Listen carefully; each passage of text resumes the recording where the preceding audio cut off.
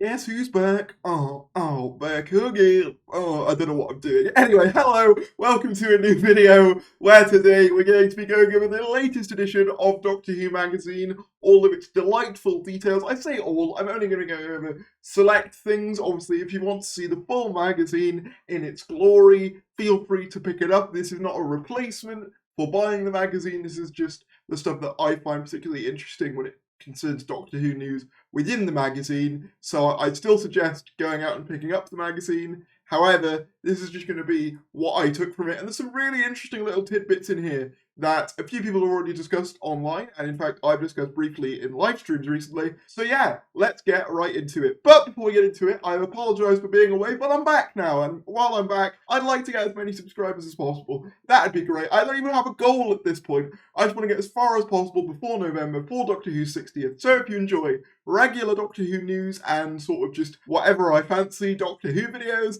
feel free to subscribe. We've done like rankings, we've done discussions, we've done news, we've done theories, all of that stuff. Feel free to subscribe and let's just get right on into it. So here is the cover for TWM, and I must say it looks phenomenal. It's one of my favourite covers so far. I really love that they've been doing the solid pastel coloured backgrounds. I think it's just really simple and effective. Heading into the opening of TDBM, there's one quick thing I want to make note of here, and that is the fact that the magazine editor, Marcus, this is his last issue, so there'll be a new magazine editor following this issue, which is pretty interesting if you follow the magazine. But our first piece of major news comes from the Gallifrey Guardian segment, which is essentially just their latest news segment. Here we can see there are a bunch of new actors that have been announced.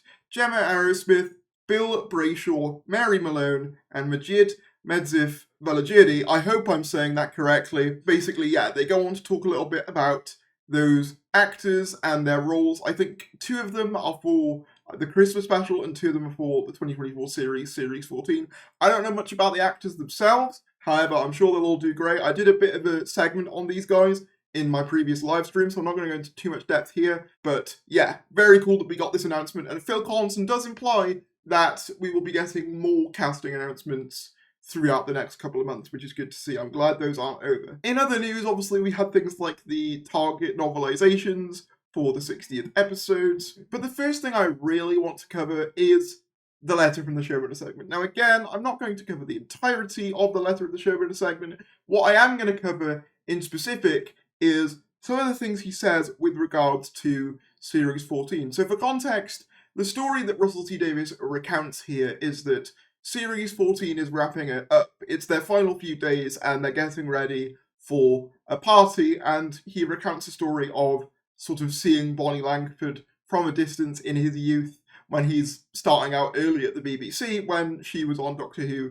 originally for season 24. But what he says is particularly interesting and has caught a lot of people's attention with regards to YASMIN Finney, who we know is playing Rose in the 60th anniversary specials. So for context, they're wrapping on filming series 14, and he says, "I stand at the back of the studio. Millie catches my eye. We wave across the distance, but I don't step in. They're busy, clock ticking, but around me, people's eyes are drawing in. Crew, office, actors, it's been a week of goodbyes. YASMIN Finney wrapped a few days ago. Big hugs, see you soon." So this is interesting because obviously, as far as we were aware, YASMIN Finney is only intended to be a main feature for the 60th anniversary. So it seems like she could be making a return for Series 14, possibly at the end, maybe setting up, I've seen some people speculate, a 3-person TARDIS team with Ncuti, Millie, and YASMIN Finney, all in one TARDIS team, which would make sense. You know, they're establishing her. She's very much kind of being sort of set up as a quasi-companion to the 14th Doctor in the 60th anniversary teasers and trailers, so it would make a lot of sense. We then get the production diary segment from Scott Hancock. This is where Scott Hancock basically goes through all the goings-on within the month whilst Doctor Who is being made. Obviously, this segment is not as long as previous ones because this is in the month where they were wrapping up, but they make a couple of interesting notes, one of which is in the Wednesday 5th of July segment where he says, "Another writer meeting this morning, this time on Zoom,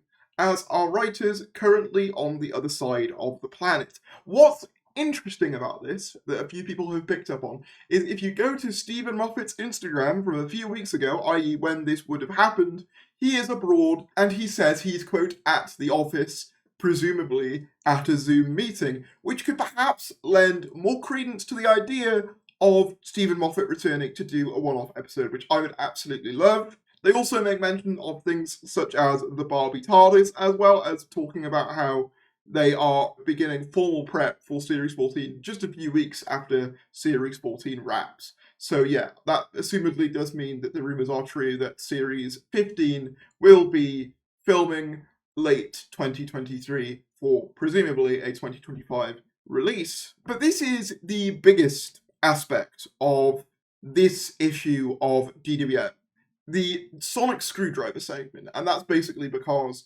as has been noted, and as I'm sure you're aware, the 14th Doctor's sonic screwdriver has recently been announced, and with it has come an interview with the designer, Michael Van Kesteren, and I'm going to read you a couple of excerpts from what he says with regards to its design. Obviously, he outright says in this issue that the intent was to have it be basically an amalgam sonic of different designs.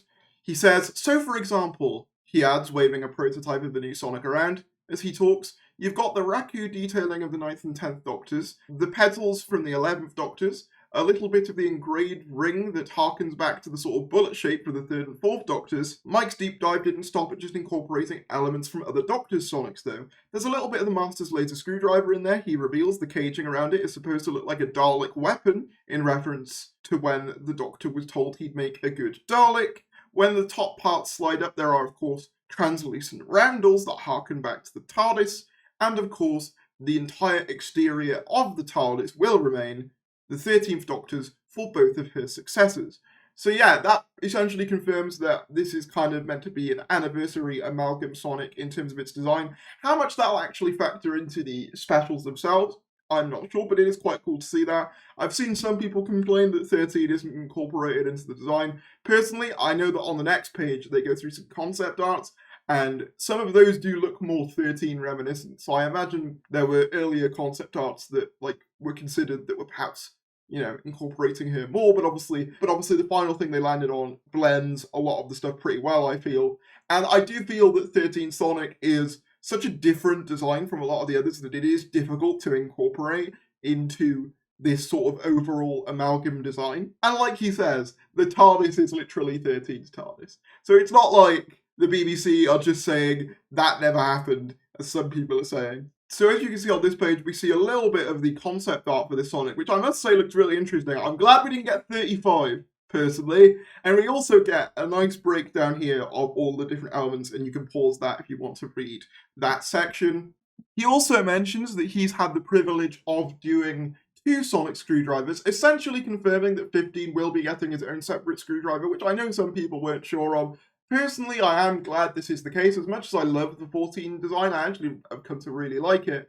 I do think something fresh would be sort of better for a new Doctor, as opposed to something that is so steeped within the history of the show. But yes, his exact quote is, "Yeah, it's not every day you get to design a new Sonic," says Mike, who jumped at the chance at creating an updated version for David Tennant's 14th Doctor. It's like Luke Skywalker's lightsaber or Harry Potter's wand. It's part of the character. It's a great privilege, but you also feel a responsibility to get it right. And since then, I've also been given the responsibility to design another one. He adds tantalizingly, so I've had the privilege of doing 2. So yeah, that's very cool. He's had 2 sonic screwdrivers to design. And I always assumed they were going to do 2 for both Doctors because, more merch. And I know they're probably going to keep the TARDIS, so having 2 different Sonics does make sense, just for branding and merchandise purposes. But yeah, I'm more than happy to have 2. We also get to hear a little bit from Barry Jones. He says that he was in charge of doing Matt Smith's Sonic. His team was in charge of doing Matt Smith's Sonic. But he also says that Barry's been a member of the Who crew on and off since the first RTD era. The first thing I made with the Jadoon guns for Smith and Jones, he recalls, and Matt Smith, we did the multicoloured giant Daleks for Victory of the Daleks. Most recently, he's been kept busy working on the time rotor for the incredible new TARDIS set. Trust us, when you see it, you'll want to shake his hand. So yeah, more teasers towards this brand new TARDIS interior. I really hope we get to see it soon because I think it's absolutely going to look phenomenal. I can't wait. We then get to something that is a lot more controversial. We've had the 12th and 13th Doctor anniversary polls. For those of you who don't know, each month Doctor Who magazine have been asking fans to rank all the stories of each Doctor, and this is the latest one and the final one, so the 12th and 13th Doctor polls. And here is the 12th Doctor list. Obviously, I do have some disagreements with this list. For example, I think The Magician's Apprentice and Twice Upon a Time are way too high. And I also think that things like, personally, Robot Sherwood, a little bit too low, to be honest. But yeah, with the 13 list, I'd say they got the bottom ones pretty much right. Autumn 55, Battle of Ranskoor, Legends of the Sea Devils, Saranga, Arachnids. I agree with all of those.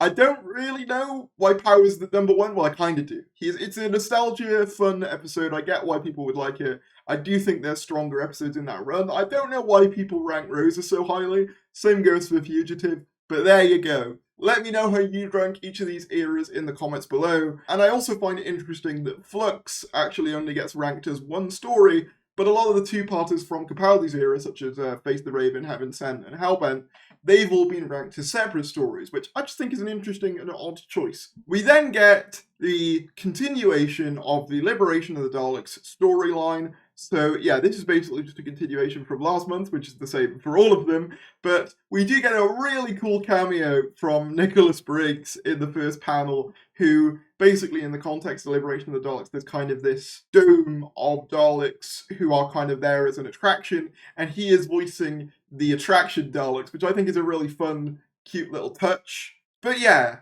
I'll be interested to see where this story goes. It ends with quite a dramatic moment, and I'll be glad to get the full-on novelized version of this when this story's done, so I can read it all in order, so it makes sense. But it's very ambitious for a Doctor Who magazine story, I must say.